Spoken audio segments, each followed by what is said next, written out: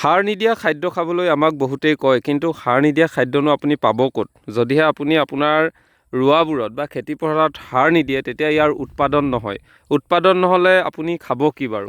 সাৰ নিদিয়াকৈ থাকিলেও উৎপাদন নহয়, সাৰ দিলে উৎপাদন হয়, কিন্তু সেইখিনিও শৰীৰৰ বাবে বেয়া।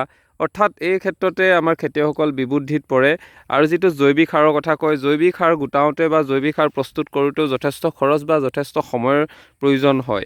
সেয়েহে এতিয়া সাৰ নিদিলেও খেতি পথাৰত ৰোৱাসমূহ ভাল নহয়, আৰু সমান্তৰালভাৱে যদি সাৰ দিয়া হয় উৎপাদন ভাল হয়, কিন্তু এইটো শৰীৰৰ বাবে অতি মাৰাত্মক। এই ক্ষেত্ৰত আপোনালোকে কি ভাবে বাৰু? মনৰ কথাটো ক'বচোন। আৰু শাক পাচলিৰ ক্ষেত্ৰতো বৰ্তমান একেই হৈছে, যদি সাৰ নিদিয়ে শাক পাচলিও ভাল নহয়, আকৌ সাৰ দিলে স্বাস্থ্যৰ বাবে ভাল নহয়। মুঠতে সকলো ফালে বিবুদ্ধি, যিটো এতিয়া সাৰ দিয়া খাদ্য খোৱাৰ কাৰণে আমাৰ মানুহৰ দেহত বিভিন্ন ধৰণৰ বেমাৰে লগ দিয়াও পৰিলক্ষিত হৈছে। সেয়ে এতিয়া সাৰ নিদিয়া আকৌ শাক পাচলি খাবলৈও আপুনি এতিয়া চিন্তিত হ'ব লাগিব, কাৰণ উৎপাদনেই নহয়। এই ক্ষেত্ৰত আপোনালোকে বাৰু কি ভাবে জনাবচোন।